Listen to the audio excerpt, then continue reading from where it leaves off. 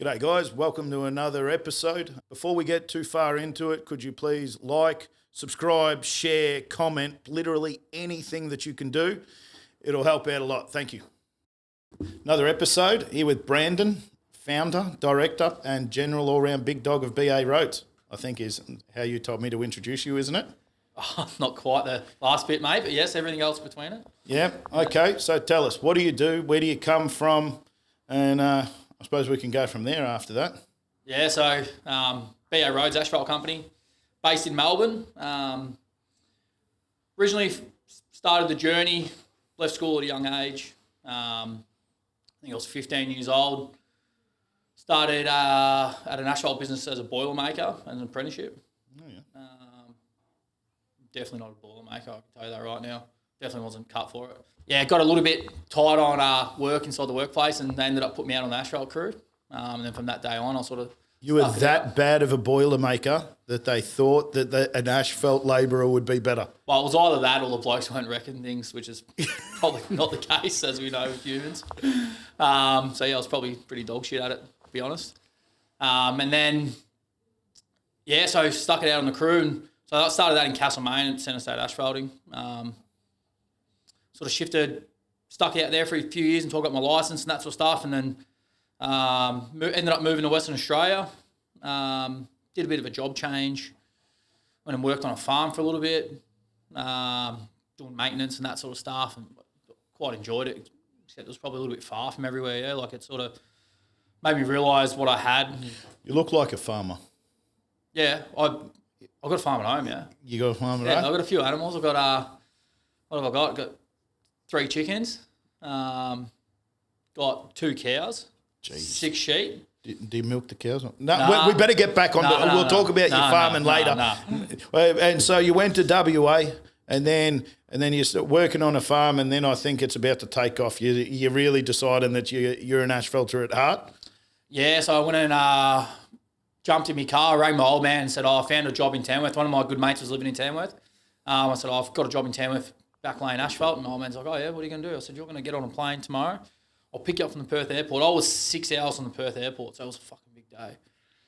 Got all the way to Perth airport, picked my old man up, and we cut across non-stop. We didn't turn the car off, yeah. So the bloke I was working for said, oh, mate, you know, you can buy fuel off me for $1 a litre, fill up a couple 44-gallon drums. So me and my old man the whole way from Western Australia, Perth, all the way to Tamworth. New South Wales. We are... That's a steer. Pretty big steer, yeah, non-stop. We didn't turn the car off. I was sick of my old man after it. I thought we had a pretty good relationship until after the 2-day drive. We did try and have a sleep one night. We pulled up on the Nullarbor and we had our swags with us.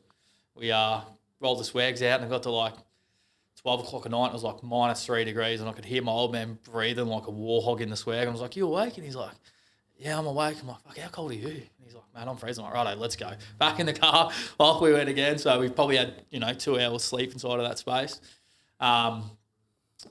But I was a big risk taker, yeah, when I was younger. Like, I didn't really contemplate things in life prior to doing them. Mm-hmm.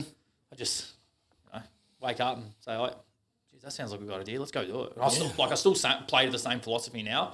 I just probably try and calculate it a little bit more, not to a massive degree, because if anyone knows me, I'm a bit of a, just go and get it done. Let's get it done. It's the easiest way to do it in life. Sometimes it pays off. Sometimes it doesn't pay off. Majority of the times it's paid itself off. So, yeah, obviously, back to the story about where I went. And, yeah, so I went to Tamworth, worked there for a little bit. The job I had lined up, I didn't even ask him how much I was getting paid. And I rang him when I was coming in town. I was like, right, mate, I'm coming into town, can start tomorrow. I said, just before we start, what's the pay rate? And he's like, $19. And I was like, huh? He's like, yeah, $19. I've just left a job working on a farm for like $40 an hour. 19's a bit light. 19 was light. But, I was 15 years old getting paid more than $19 an hour. I'm like, maybe I'm not working for the right place. So then I rang up another company who we work quite close with now. And, yeah, I said, I'm looking for a job, blah, blah. What can you do? I said, lay asphalt, yeah. There's not much to it. I can operate the machines and go from there. So I ended up starting with this other company. And then I ended up working with them for a while, did a couple of big projects with them. I was just lucky on the ground, mate. I was just, the bloke that would stay away from work and I'd drink 12 stubbies a night. Make sure I was 00 in the morning before I went and operate any machines like we all do when we're young. Yeah, your liver worked really well. It just processed it quickly. Yeah. Mate, I didn't eat a home cooked meal. I just every night was at the pub, and you'd get I think at that stage of life, I think living away from home allowance was like $62. I'd spend that on like food at the bakery in the morning. I'd eat a couple of pies because I was a little bit hungover the hills, but I rocked up to work every day. I did my job, and it's probably the bit of a difference between humans these days now till then. But yeah, so then I did a couple of projects at Fulton Hogan where they shipped us around everywhere, which was good. I got to see a lot of the world, like a lot of Australia, obviously. Ended up moving to Canberra. Took on a bit of a management role in Canberra. I sort of wanted to take a break from it, yeah. So I went. I didn't mean to take on a management role when I went there. I moved to Canberra on a footy contract. I obviously played footy. Footy was my out of my work, so I would. Everywhere I went was regarding football. So I went to Western Australia on a football contract. I was 19 years old, and I had a young family as well. Moved my partner at the time and my son. We moved to Western Australia due to a footy contract, and then I moved to Tamworth due to a footy contract. And when we were in Western Australia, I split up with my partner, which was probably the hardest thing to it. That's when I had to realise in life, I've got to really sort myself out. Yeah, I've lost my family. The hardest thing was when I dropped my family off at the airport in Perth. I drove 6 hours, dropped them off. I had to drive home 6 hours thinking in my own head. I'm like, fuck, what am I going to do next in life now? I've let go of my family. At the end of the day, we probably went, right now we're best friends, me and my son's mum. We sit down, we have coffees, we can speak whenever. We've got a great relationship.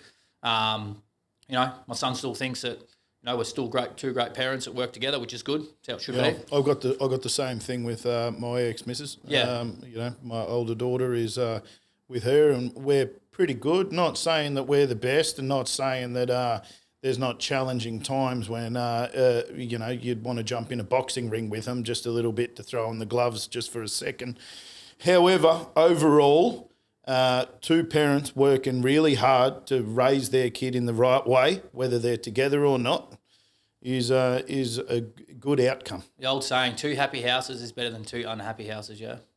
Hey, I haven't heard that one. Yeah, there we go. It's like, we like at the start, it was a little bit, how would you say, toxic. Yeah. You were young, naive. Let's be honest, I was probably a little bit dumb. And then we come to points. It's not physically about us, is it? It's about it's about my son, and my son's a great young kid. He's 12 years old. He's a beast. Yeah, loves footy, loves his younger sisters. He's almost Ashfelter time. The couple more years. I don't know if I could do it to him, mate. I don't know if I could do it to him. But yeah, he loves making a buck. I make him work for everything he's got. Of course. I was brought up in a family where you had to work for what you had. I had 4 sisters. One older, all the rest younger, and my family Aussie battlers, man. I can remember that we'd have just plain pasta with ricotta and cheese for, dinner for a week, or just fucking constant leftovers. Spaghetti. Silverside, mate. Silverside. Fuck yeah. Silverside was cheap as. With white sauce. Yeah, a bit of mustard. Now we're talking. Oh, I never went to mustard, just a white mustard, sauce. Yeah.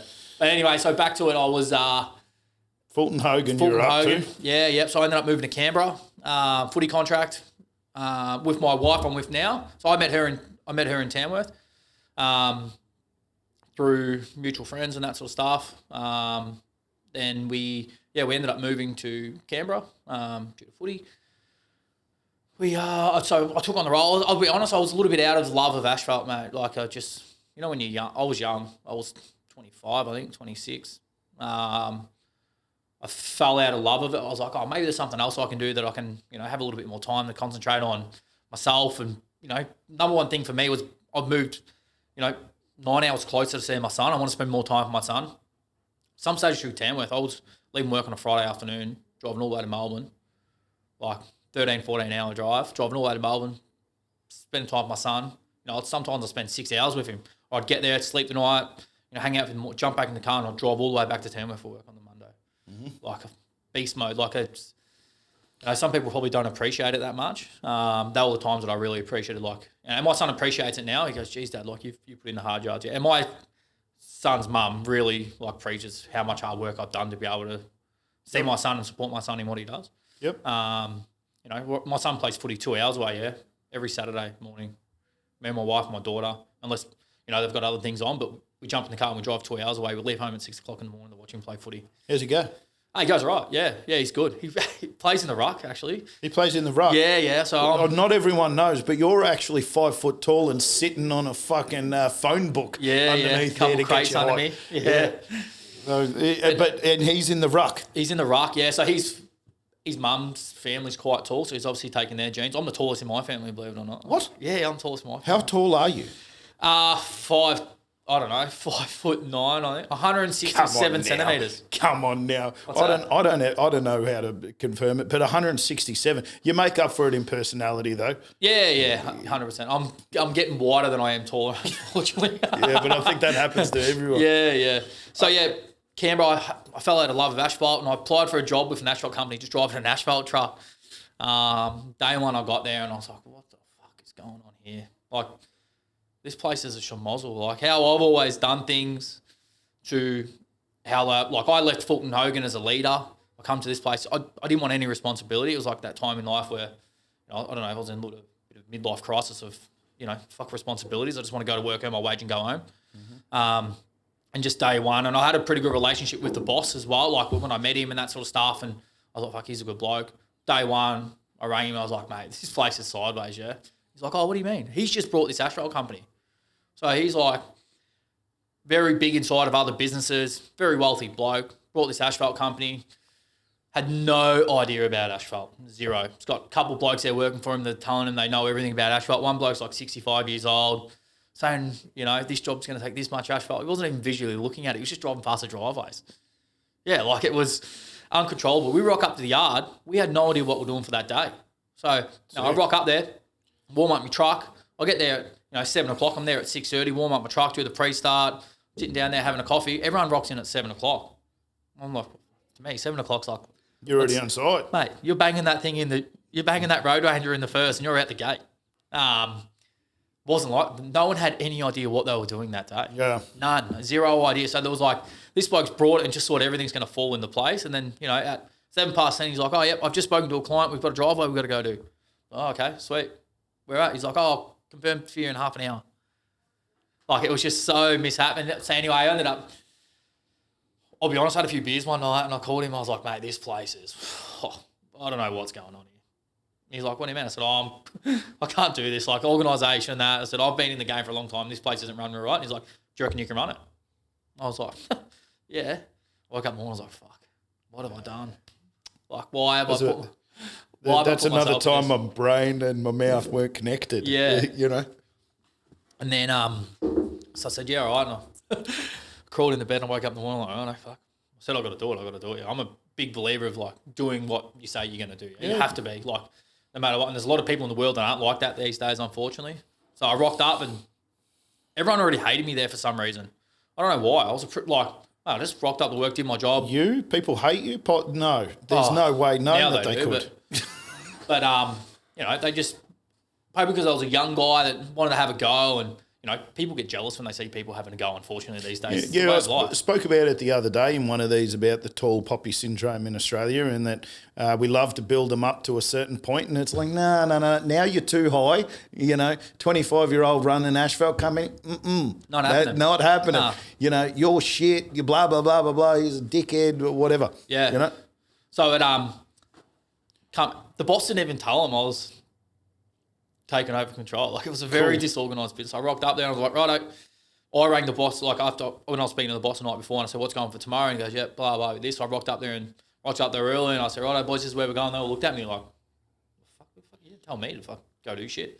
And there was, like, some pretty big blokes there as well, I'll be honest. I'm just this little, I was skinny then too, like I was fit. I was this little guy, like they could have just picked me up and thrown me over the yard. I said, I've spoken to Sam.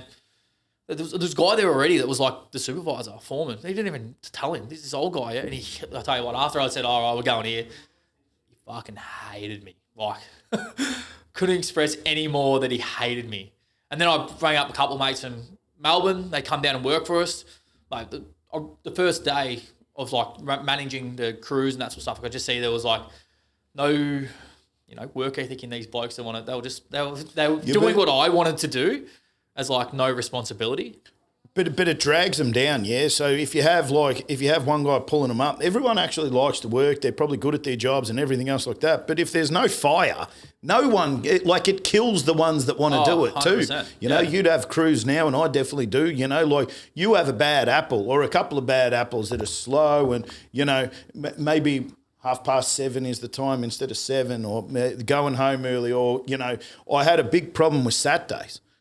You know, because a couple of my leaders, like proper big guys in the company that had a bit of influence, they're saying, oh, no, I'm not working Saturdays. We never get a full day. We start at 9 instead of 7. It's shit. You know, I'm not going to go. Better to stay at home. I couldn't get anyone to work Saturdays for a while. Yeah, we're saying. You know, those guys leave. Yeah. And then all of a sudden, the guys who are wanting to work Saturdays are good money. It's like a little bit of cream on top of the cake. You get a bit of extra money. The perspective changes. You know, you would have found then that when you walked in, there was a couple of guys that did not want to work at all. Oh, you get those two working. It was 3/4 of them, yeah. That's why I was like, right, I rang him that afternoon. I said, right, we got some issues with the crews. This is what's going on. So I'm injecting some blokes in. He's like, yeah, they got asphalt experience. I was like, no, they got none. He's like, oh, what's that going to benefit? I said, mate, we're better off, honestly, starting with green people, and I'll teach them my way, and then you know you're going to have 3 of me, yeah? Like, it's physically how it's going to be. So I called up one of my mates. He come on board. Mate, like, he was a young kid I went to school with, played footy with him. He's working for me still this day. He's been with me for 7 years now. Everywhere I've gone, he sort of followed me. He's helped my business get to where I've got to today, and so I bring him on board. He's never, like, done a manual labour job in his life. He's a little Filipino kid. First time he's moved out of home. Massive risk for him. Anyway, come on board. Mate, great at what he does, yeah? It's like one of them. Kills it. Goes in there and, like, on the paver, you got to run the levels. And I'm big on, like, you make a mistake, you fix it, yeah? So I gave him a rundown the first couple of days. He's one of these blokes that could watch something online and then be able to put it to his hands. So I said, watch YouTube how to lay asphalt, mate. Anyway, so within a week, he's running the levels on the machine. Can't be that hard. We're on a major project, yeah? These other blokes have been here for years and they've cracked it, yeah? They hate this bloke now. Like, it's, he's come in, he's taken our job. No one ever wanted to learn. Like, they'd all stand back. No one would put their hands up. You know, I used to have a thing where, like, I used to say there's an idiot out there doing that, and I'm no idiot, but yet I'm worried about it. 100%. You know, like there's a job that, like the package risk or something like that. Like you've got a guy that's an IQ level of 80, 60. I don't know what a high IQ is, but whatever a low one is, he's looking at the job and going, I think I can do that. 150 grand, bang. And I'm looking at it and going, whoa, guys, like this is big risk. Working out my numbers, 300. Yeah. Who's going to win the job? 100%. He is, and then he's going to do it and make money. Yep. Like, you know, like let's try and, you know, like you with the asphalter running the levels. Learn it, look at 100%. It, and then I'll trust you to do it. And if you fuck it up, you're fixing it. See, the times are still the same as they are now, though. Like, no one wanted anybody to take their role. Mate, I was all for, you know, when I worked at, like, other bigger companies, I was all for, like, training people. Mate, the more people do, the less I got to fucking do, yeah? Like, let's honestly look at it that way.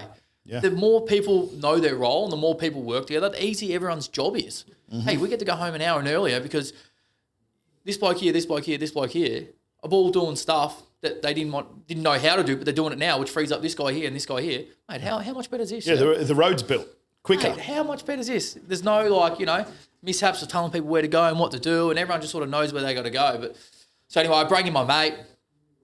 All going well, great. Everyone hates him as well as hating me. There was actually an old guy there that really enjoyed us. His name was Mark. He was didn't mind a beer and loved punching down durries, yeah. So I was a smoker at that time as well. I was young, fit, still smoked cigarettes, go play on the footy track. There was no issues with breathing, nothing. I'm struggling with breath right now speaking. We walked up the stairs outside and had to take a break at the top. Yeah, actually the elevator, but... so then I bring in another mate as well, due to footy. Like, I sort of try to interact. You can't just bring people in for work. You got to have a balance of life when you're moving people. So the footy club I was playing, I was assistant coach. Somehow I found time to be able to do that. My wife hated me because I never spent time with her. Struggled to spend time with my son as well. Then I probably committed to too much in life when I look at it. Good though. I learned so much from it, yeah. Then I bring in my mate. Same sort of thing. I said, mate, you sink or swim here, yeah? Like, you learn from your mistakes. So I chucked him on the other level, yeah? And on the levels, you've got to feed the asphalt through. And if you don't feed it, like leaves a hole behind the paver and so By the forth. way, no, fuck all about asphalt. Yeah, you could be talking Turkish, and I'd know probably a little bit more. You know, so feeding levels and whatever else. I'm assuming that there's a guy measuring how thick the asphalt's coming out. Yeah, sort of. And managing that to the design height. Correct. Yeah. So it all gets put down by the surveyor, and loose numbers, compacted numbers are different. Okay. So yeah, you've got to be able. How to much does it compact then? Oh, depends. 20% mainly. Yeah. Okay. Yeah. So pretty close to like your topsoil and crushed rock, I would suppose. Yeah, about that. Yeah. 20, 25. Yeah. So all right. Yeah. And so you got to measure it as it comes out, and then you got to measure it fat so that when it rolls in, it packs down to the height. Yeah. And then if you've put it in wrong and it packs down too much, you got to go back and skim it again.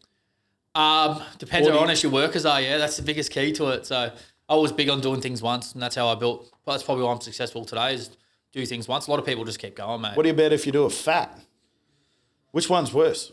They're both shit, to be honest. Because if you lay too much, you got to bring a profile in and cut it off. If you lay too less, you got to somehow.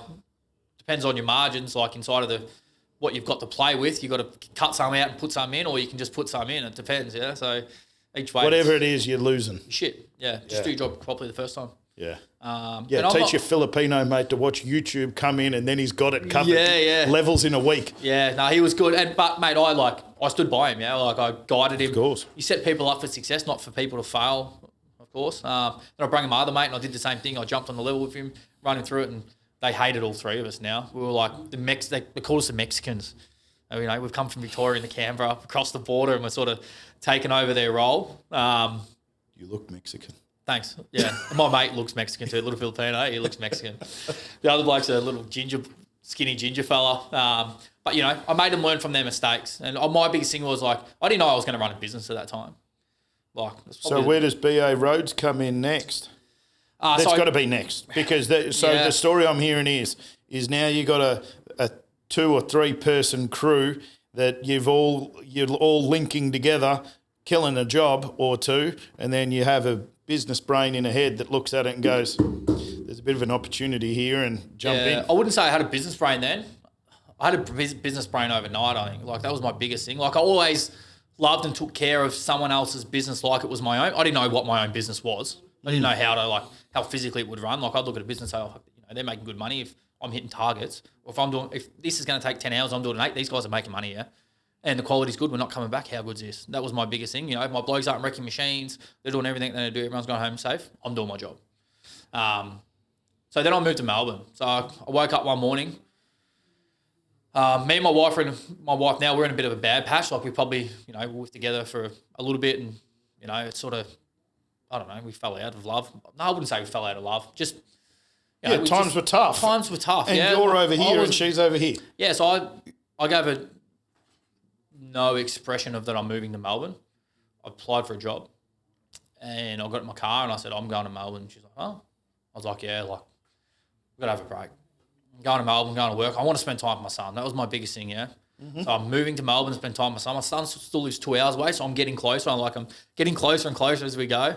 So I moved to Melbourne. I work for a mob here in Somerton. Mate, the game here was completely opposite. I was like, we got trucks on site of asphalt. Blokes are going for lunch breaks. I'm thinking, mate, are we taking the piss here or what? These trucks are getting paid to sit there and do nothing while I've got blokes on site eating lunch. So I like bringing this philosophy of we don't have lunch. I'll manage my trucks coming into the job site, yeah? No one else manage it. This is all on me. I'll manage it. It's a piece of piss, yeah? It's not hard. It's not hard to have lunch when the trucks aren't there. Hey, asphalt plan, give us a half an hour break. Boys, after this truck, grab some lunch, yeah? But the trucks can take lunch too, that 100%. Way. Because otherwise they're rocking up, and then some will have to work through, and then some aren't getting a break and others are. We try and do it that, operators, take your break when there's no trucks. And if there's trucks there, load them. Yep. Yeah, agreed. Or you're unloading them, we're loading them. If there's trucks there, you load them. Yeah.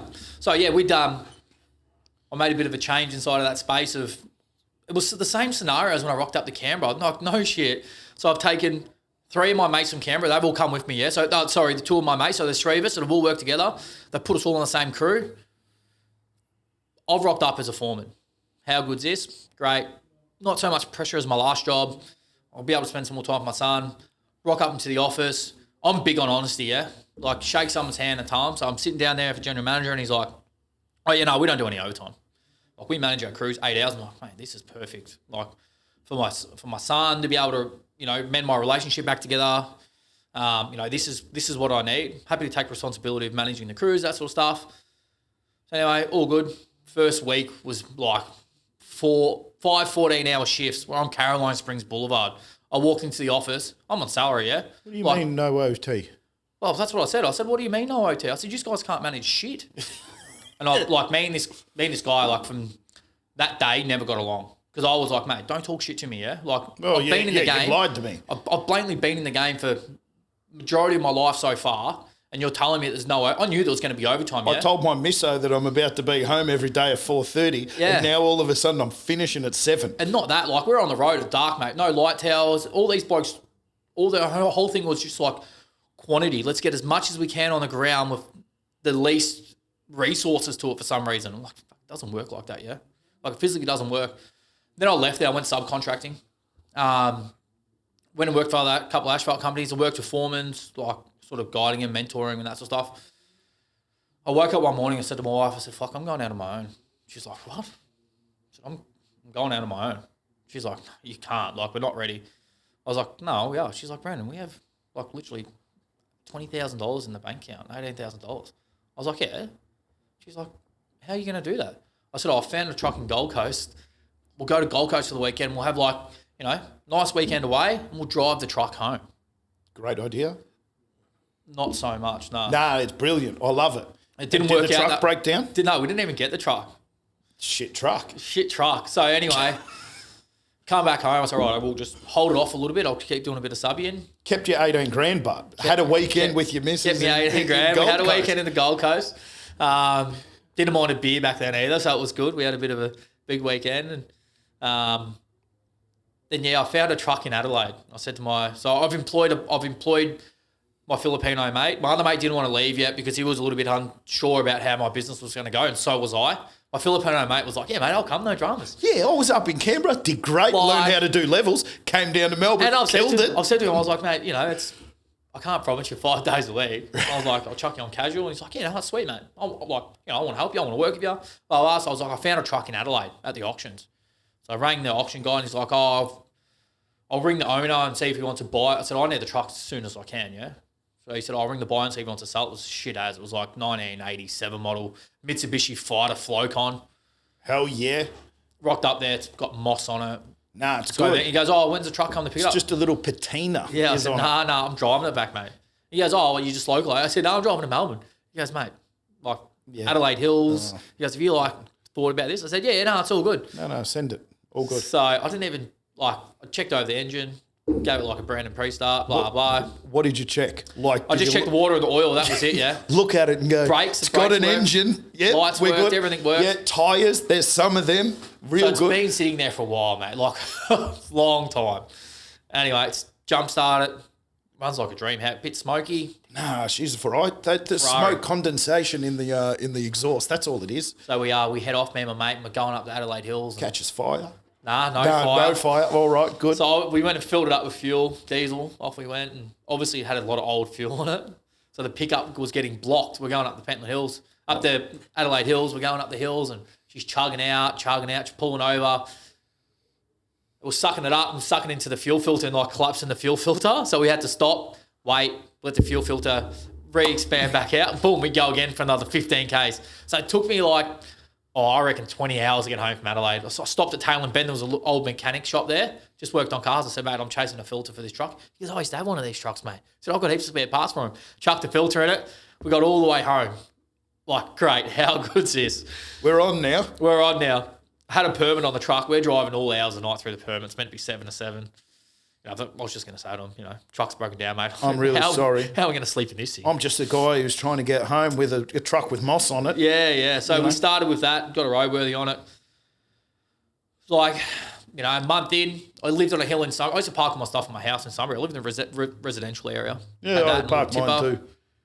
So I parked it on a hill. Had a guy who was driving it for me. I was going to Alice Springs me and my wife and her family got to Alice Springs on a bit of How many holiday. holidays do you have? Oh, no, it Like, wasn't. here I am, Adelaide holiday, because it's a work. When you went to Yeah, Gold Coast, yeah. it was a holiday for the truck. Yeah, Now yeah. you had an All Adelaide and work-related. Alice Springs, Claimed all the tax. Tamworth, Perth. Nah. What are you, involved frequent work. flyers with Jetstar?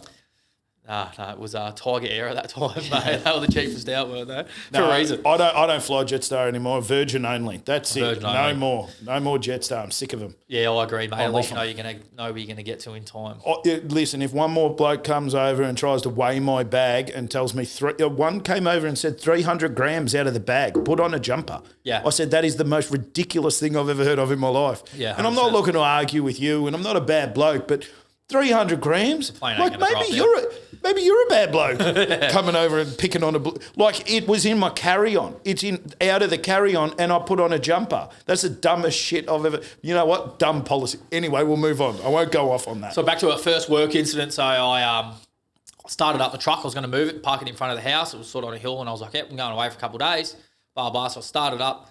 Old mate who was driving the truck had an air handbrake. Yeah, left it in gear, didn't have the handbrake up. So I bumped into neutral. Truck's lost air overnight. Started up. Starts rolling, and you Boom. can't stop it. Down the hill, straight into the neighbour's house. Oh, that's a bit of it. I don't even think I had insurance, to be honest. Like public liability or whatever I had, I don't even think I had it. I'm just so lucky. The neighbour was a great bloke. Like, so it physically didn't hit their house. He had a trailer out front of his house and a tree. The tree was like, I don't know, maybe 3 inches wide. It smacked into the tree and stopped from going in their house. Like, and I'm just like, I seen it coming down the road. I ran out. I nearly got run over from. Lucky it didn't kill me. What, you weren't in the truck? No, I wasn't in the truck. So mate. you just started it? I started the truck and I was letting it build up air. I didn't realise the handbrake wasn't on. Like any good operator, puts it in neutral, puts a handbrake on, yeah? Oh, we're blaming our operators now.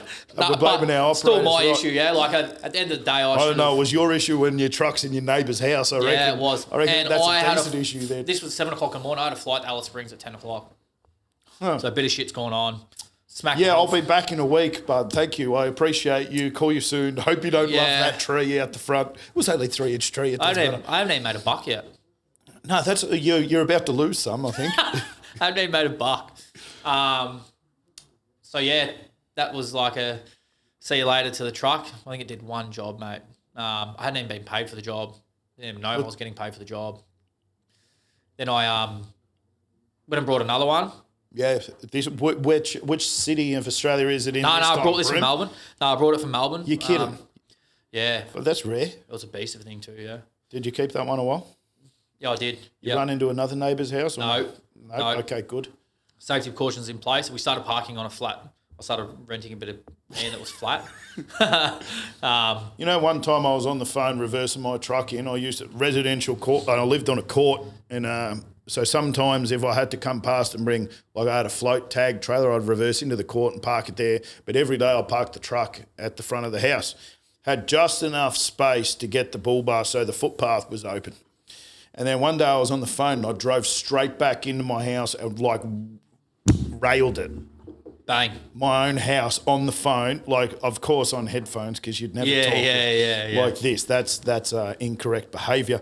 But I just wasn't watching, talking, and just railed my house in a 15-ton tipper. How good. And then like I cracked the fascia underneath, like it was like 15 grand's worth of damage. Yeah, insurance though. Yeah, are you putting that through your insurance or are you calling your mates? What are you going to do? You're going to put it through your insurance. And this is like something that people don't talk about with insurance. You got excess. So the excess I pay now on trucks is like 5 grand or 7 grand. Or I don't know what it is, but it's a bit. Then the premiums go up. Now you pay premiums on 30, 40, 50 bits of gear and you have one thing for $25,000 and you have a 5 grand excess. What are you better off to do? Pump your 20 grand in so that you don't get a 5% increase on 300 grand is 15 grand a year. Yeah. Every year for 5 years or however long it drops off. Insurance, I'm half considered is a scam sometimes until you need it. When you have a big incident. I'm completely with you on this, yeah. Like, the hardest thing is employees don't give a fuck about your insurance, yeah. They do not care at all. If they smash a truck, that's your issue. And then that's your issue to be able to somehow physically go to your insurance company and say, hey, I've smashed a truck. Can I have this? Mate, I'll be honest. fuck, we've had a lot of Yeah, I've had it. Yeah, people have seen mine on the news. On the news. That's how you got famous, isn't it? Yeah. But they don't see that, and majority, 50% of the times it's not our issue; it's somebody else's issue. But still, it's insurance. Yeah. At the end of the day. But it's just crept so much. Like it hasn't crept. It's like mate, it is insane. It's the biggest section of overheads inside of a business right now. Like we talk about mobile plant. Like I've said to my team, let's go through and work out what we physically don't need to insure. Like, mate, if the roller falls off the float, we'll just flip it back on its side and off we go again. Yeah, new roll self-insure like taxis. 100%. If that machine owes us $25,000 and we near on own it, don't insure it. We don't need to. All our vehicles are on the road. Yes, we insure. Yeah. And all the plant that has to be done for the job jobs, process, all that sort of stuff. But there's stuff in our yard that sit there and don't get moved that we're still paying reg on that are still insured. I'm like,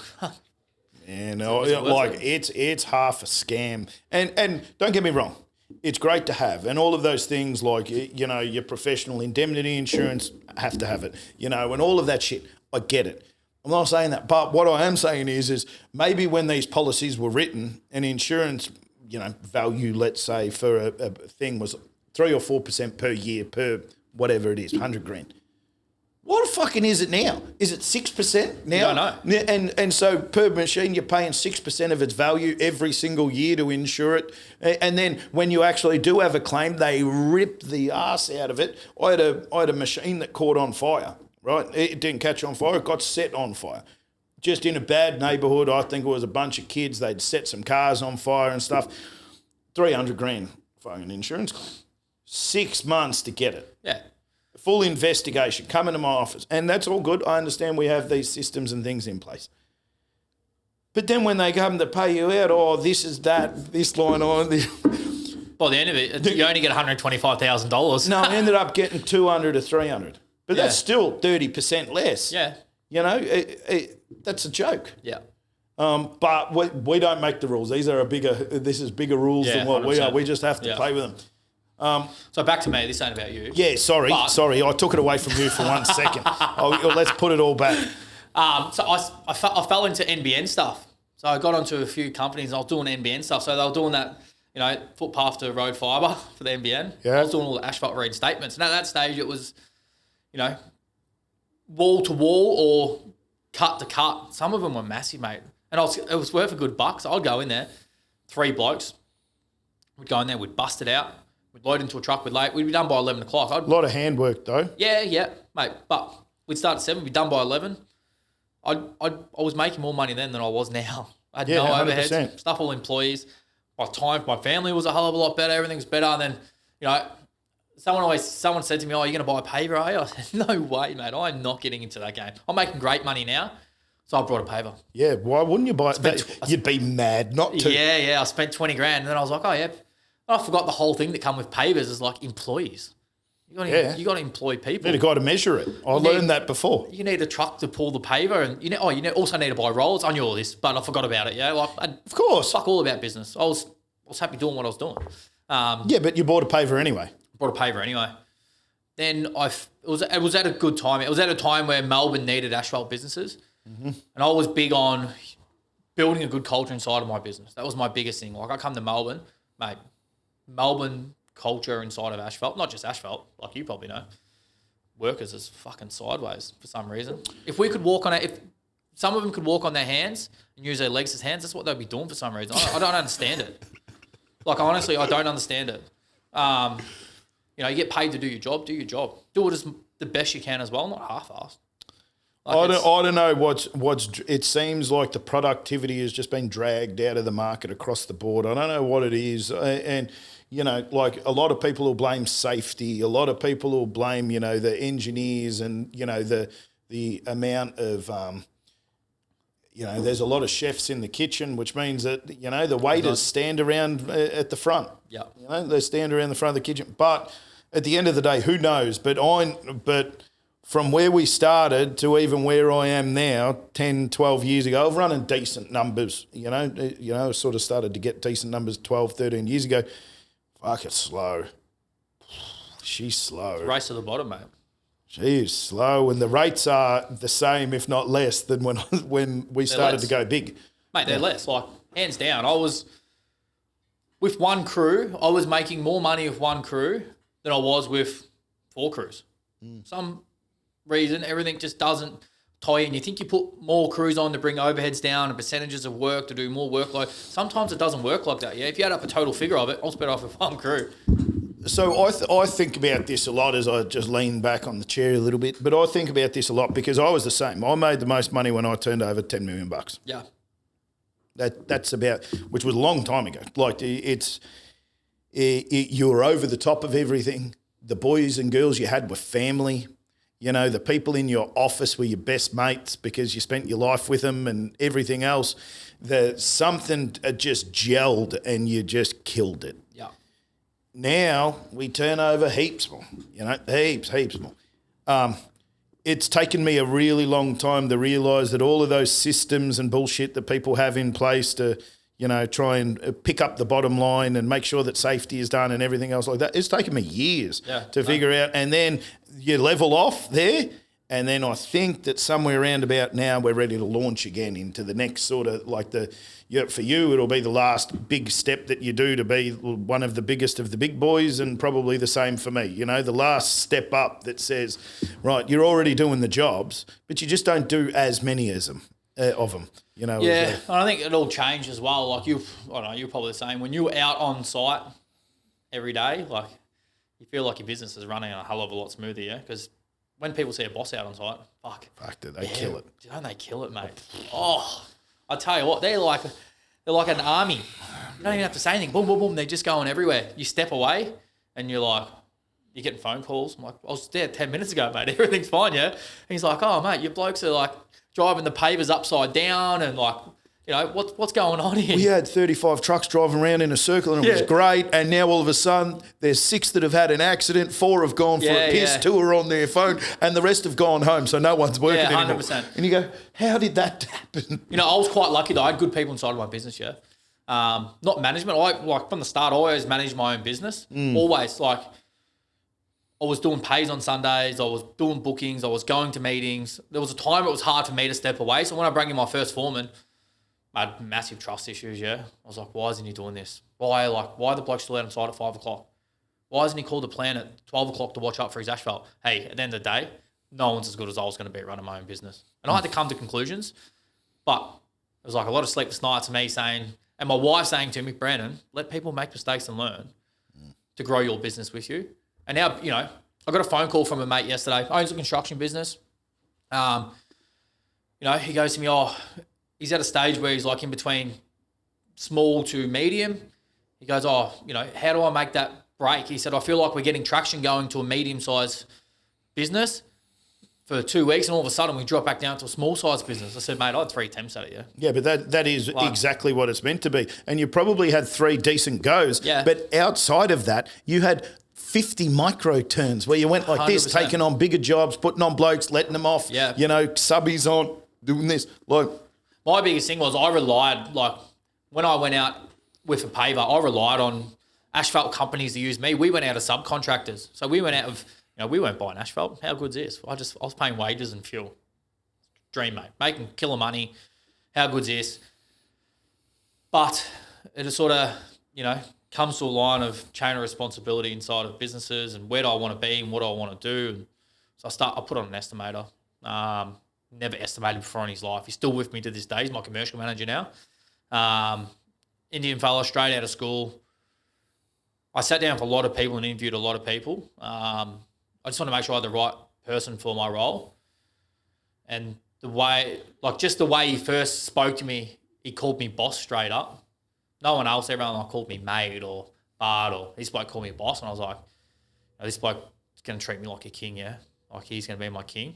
Like I'm going to be his king. To this day, mate, he's like the best side bloke I've got on my side. Give him, credit when credit's due. Like when we were building our business, we took that step of, what I was saying to my mate of, you get your highs, you get your lows. The stages where we got promised jobs as a subcontractor to go work for companies, I went out and spent $750,000 out of my bank account. I didn't even get a loan. All the money I had in my bank account that I've been saving, I've worked so hard for, I blew it all in 15 seconds on the press of a button buying asphalt machines. Worst thing I ever did in my life. Like, honestly, like, if anyone's got any advice, positive cash is better than negative cash, yeah? Go and get financed, mate. Let someone else take the responsibility. Don't take it on your own. And that's, Very good. We've got to clip that little bit. We're just that nice little 10 seconds there, I reckon, is just a nice little short one. BA Rhodes, finance that guru. fucked me. Like, that fucked me, yeah? How long did it fuck you for? 3 years. Yeah, I was going to say, it's not a 6-month turnaround. And, like, between that as well, I got hit with, you know, I was working with the civil company. They went under. We lost $550,000. I had no, like, credit insurance. I had no idea about it, yeah. Yeah. Do you have it now? Yep. Have you tried to pull on it? No, because we've been quite lucky, to be honest. Yeah, so I've tried to pull on it a couple of times. It's the same as the other insurance too, yeah? Don't forget. Yeah. You can mark my words because I've tried to pull on it a few times. Just a nightmare.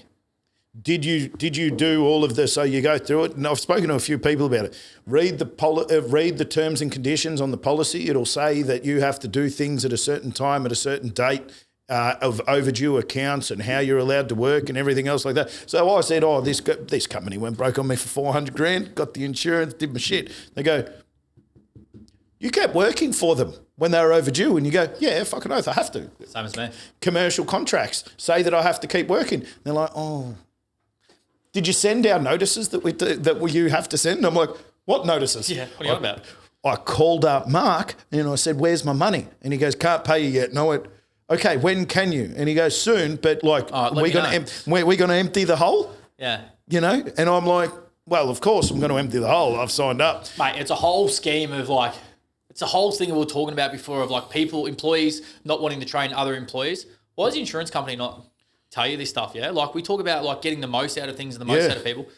You know, goes to other things that government do. Government put all these ads on TV about all these situations or, you know, before voting, that sort of stuff. There's no like training to it, mate. There's no context. I have a big thing about schools, you know, like daughter going to school, and why aren't you teaching her how to invest money? Why aren't you teaching her about superannuation? Everyone does a tax return every year. Yeah. I have never spoken about Romeo and Juliet since school, but we spent a whole term talking about it. But I know that tax has, like, are they trying to make us stupid? Are the insurance companies trying to make us not pay out? Not getting too conspiracy theory about it. I'll tell you one good thing the education system's done, though.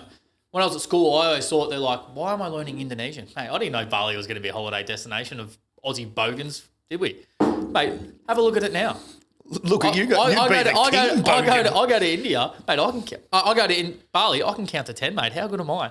I learned this at school. They knew that Bali was going to be a holiday destination for bogans. Well, there you go. They don't teach you how to do your tax or about insurance or about investing. Oh, 100%. And even like... But they'll teach you how to count to 10 in Indonesian. Yeah. Australian heritage. Like, they don't... You know, stuff that, you know, the own land you work on, they don't tell you anything about it. No. Yeah, they tell you nothing, you know. Especially, you know, having an Aboriginal background behind me because we're... Oh, yeah, let's discuss that a little bit. You're a quarter Aboriginal. Yeah, You told me before your mum's Aboriginal. Yeah, yeah. So the whole side of business was my... I didn't want to start my business as an Aboriginal-owned business. Mm-hmm. I knew people inside of Kinoi, which is a chamber of commerce for Victorian businesses. One of my mates was the CEO at that time, and he said to me, oh, mate, sign up. I said, no, I'm not signing up. I didn't want to have this suspicion, like, not the suspicion, the feeling of people talking shit about me behind my back. Oh, hey, he's only successful because he's an Aboriginal-owned business. Oh, hey, he's won this job because, you know, I was hearing stories that, oh, he'll win this job because he's got 10% margin high and low on jobs because he's an Aboriginal.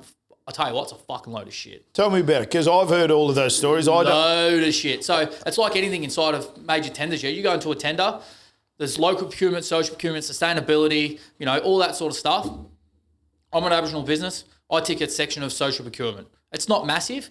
You could be a female that has 2 kids and divorce. You tick a bigger social procurement target than I do. We do quite a bit of sustainability with our circular sort of recycling stuff that we do, because obviously we take so much material around Melbourne that we try and find sustainable things for it. So we tick a sustainability box. Yeah. I'm assuming that if you were working here in Summerton, mate, you're going to tick a local box as well, yeah? Yeah. And so it's just one box to tick. You don't get no. I've heard you get extra money. Now I don't believe shit because so many people don't know. Like Jerry was on here the other day. He said people don't know shit from Clay. So 100%. everything's got a grain of salt. If it was that fucking easy, every Aboriginal would be owning a business. Yeah, It ain't easy, bro. Yeah. It ain't easy. And I started mine being a non-Aboriginal business for the sake that I didn't want all these shit talkers running around talking shit. People knew I was Aboriginal. I didn't want to, go with my first job being an Aboriginal business being handed to me. So anyway, that was about 12 months in. Got my business established. We're sort of moving a little bit. Not massive, but we're ticking along enough. So I went and said to my mate, right, let's sign up. Let's do this now. I want to get some support from you guys. Kinaway's great with that, mate. Chamber of Commerce, they support you. They help you get to where you need to be. They'll get you leads. They'll sit down with you. They'll drive people. When I had my first major project when we won Fitzsimmons Lane, MRPV was there and Kinaway come and sat down with me as well, and drove to say, give this company an opportunity. I was small, mate. I had 7 employees. I've just gone on to a major project. My first major project. Kinaway drove them to use me. Like, give them an opportunity, give them an opportunity, give them an opportunity. Isn't that great for Kinaway? It sounds like you've got a lot of respect for them. Not just that, BMD as well as MRPV. Like, they took the risk on us doing it. Let's be honest. I knew we could do it. I had no paperwork in place. Like, fuck, we were like, a bit out of the scene. We're just a little guy, yeah. We ended up winning a major contract on that. Like, we ended up winning, half the job against a big tier 1 asphalt company, and that stirred the pot a little bit. And then there was rumours getting out, they went in because they're Aboriginal, and that's what I never wanted to hear. But also at the same time, people go around and say that Starbuck only won it because he's cheap. Starbuck did this, Starbuck did that. Oh. Whether the excuse is that Starbuck's friend is it, or whatever, it's all the same shit. Everyone's never going to say, hey, that Brandon has just been doing NBN, busting his ass on a hand paver, moving around, 100%. Every city in fucking Australia to do asphalt work, been asphalt in 15 years. Is actually quite good because you've probably worked with half of them. Yeah. Not one person said that. It's not right. So, we sit back and look at it. If that was the case, fuck, mate, I would be putting down millions of asphalt. No other asphalt company would be working if that's the case. Let's put all the maths together. Yeah, I'd be the biggest asphalt company inside of Australia right now if that's the case in the scenario. It's definitely not. Yeah, it's, everything at the end of the day, everything's down to price. Let's be honest. Mm-hmm. Let's be completely honest. There used to be a time where, relationship was a big thing inside of it, and someone would pay a little bit extra to get a relationship. It doesn't really happen that way anymore. So I put on a big thing the other day. I run sales meetings every Friday. I know like I tell you about my meetings on Fridays. It stops me going for long lunches and keeps me engaged with everyone. So I bring in my 2 officers and we have a sales meeting, and I was putting together, listen to this, how professional I am, like top tier. I put together I did a presentation on customer-centric sales to talk about how we think about what our customers need and want and everything else like that. And I had to go to them at the start and say, right, price, we've removed it. Because if the price ain't right, they're not getting you. 100%. That's as simple as it is. If someone is $10 and you are $15 and you are contracted to just lay the asphalt to spec, going to be a real hard sell. You're probably not going to win. Now, if you can be at $11 or $10.50, you might be able to get it across the line, but 50% more to the same spec for the same scope to the same job, you're not winning. Mate, we just lost a job. We do a lot for Department of Transport. We just lost a job, up yonder, because we've obviously got a crew in Ballarat as well as Melton. So we've got a full establishment in Ballarat to service the western side of Victoria, as well as Melton. Which we service all of Metro out of. If you need asphalt in the western suburbs of Victoria, please call PA Roads. We're the ones. So we lost a job by 30%. It's like a $50,000 job, and I'll sit back and I'm like, mate, if they want it, they can have it. Yeah. Math. Like, let's put the figures together here. These blokes are like, they've just put fuel in their machines and they're done. Like, they're done. But you pay for what you get as well, mate. Let's be honest. Let's be hands down. Like, I'm very big on, there's 3 things inside of business. Yeah. There's quality, there's relationship, and there's price at the end of the day.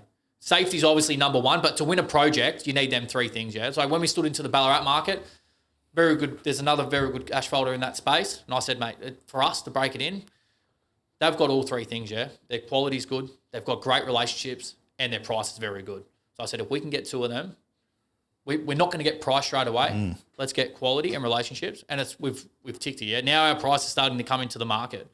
It's just, there's so many things inside of business that people don't realise. But being an Aboriginal owned business, you don't get everything handed to you, mate. You got to fucking work it. If you're red, white, black, or blue, mate, it doesn't matter. We're all the same, yeah. It's how you fucking work to get it. It's so interesting because we sit down and we moved some shit for you the other week. You know, at the end of the day, there's some wiggle room with price. I know it. You know it. You want to pay a fair rate, and I want to give you a good service for the rate.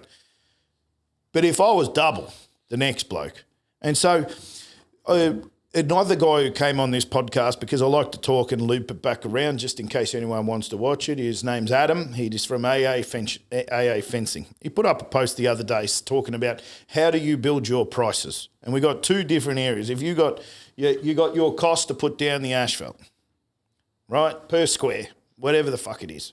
I don't know. Let's call it $20. Bargain. Is it? I don't know. Nah, me either. Yeah. What's asphalt? And so then you got the market rate. And if the market's rate's $15, you're fucked. And it's that simple because the overheads and everything else and how you scale your business and how you build it and what you think the margins are or your markup is on purchasing the asphalt. Like I know that the markup that you got when you were doing the NBN work is a whole lot different for the per tonne of asphalt, whole lot different than doing the MRPV job. We're in a bit of a beast of a situation as a business though, yeah? Like we don't have production, so we don't make the asphalt. We buy it from a supplier who we have an agreement with. We buy from multiple suppliers. One of them Citywide, we buy from Alex Fraser's, Boral. So for us, it's a productive game, yeah? Like we've got to... You got to lay the meters. Mate, we're pumping, yeah? So... people say to me, oh, fuck, how do you beat these companies? I say, mate, my blokes, we set a target, we're fucking hitting them. Yeah, it's as simple as that. Like, your blokes go out and your blokes are, dawdling along, mate. My blokes are there.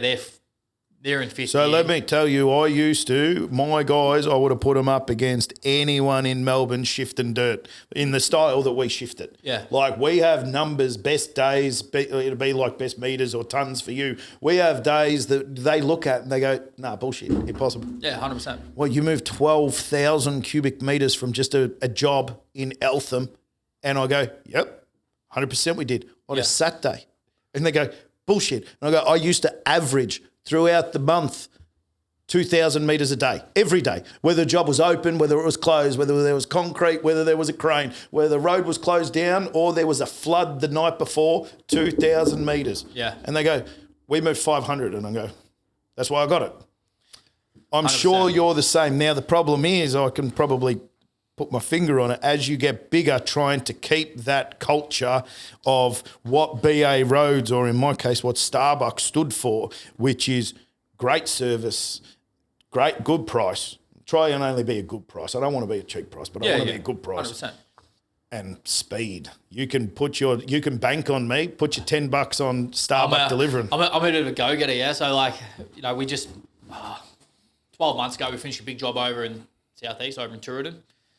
Massive job. We priced it, and when we sit down with my team, and I was like, it's not the easiest time right now in business back then. So we need to win this job. They're like, all right, where are productivities at? And I was like, let's go at 900 tonne a shift for laying asphalt. Not that big, but we got to mill the road out. Obviously, cut all the road out. We're cutting 230 mil deep. Then come in and lay all in before from time of 7 from o'clock. when it closes to when we got to open it. Open the road at 5 o'clock, yeah? Road's got to be open to traffic, so we've got to have it 40 mil below for traffic. Yep, sweet, no dramas. First shift we did like 850, and I went out there. I said, we're not failing on this, so I'm going to smack some days off this job. Like, I'm going to set our targets high. And it was funny, when we won the job, it was a massive job. It was like 20,000 tonne job. And I had like tier one, like Borals, and I had Downer ringing me and all that sort of stuff. And they're like, oh, how did you win the job? How'd you win it? I was like, oh, I don't know. We just price aggressive. It is what it is. Then at the end of it, I sit back and I was like, we started at 900 tonne. By the end of it, we were laying 1,600 tonne in 6 hours.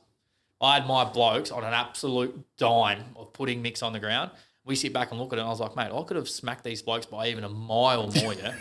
Like, I could have won more. If you want to put your money where your mouth is, rip yourself out of the office and go and put it on the deck. Hell yeah. Like, and I'm a big believer in that. You know, some of the big projects we go on that need that very senior head space around there, mate. I've got my boots on out there. Yeah, I know I'm going to get the best outcome from it at the end of the day. I'm not saying my blokes don't. My blokes will kill a job. It just adds something to it. Gives that extra feeling around the place. All right, we got to finish up now because we don't have them be too long because otherwise everyone gets sick of it. So, is there any last things that you wanted to say, or not really?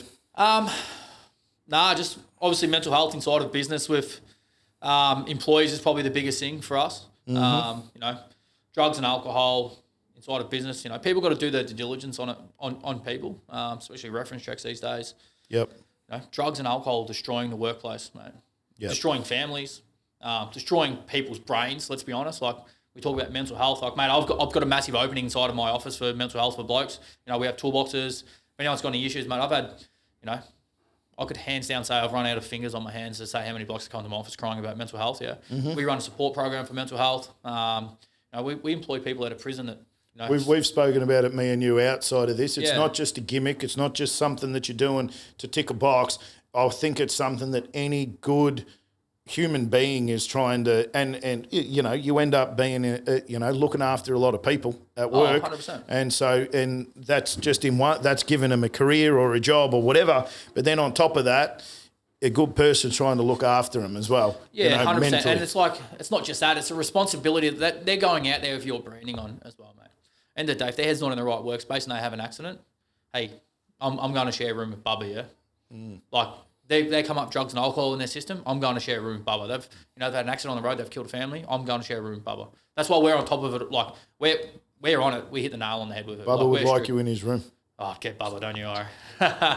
But, I've had great friends inside of my workplace that I've let go due to drugs and alcohol. We got zero tolerance for it.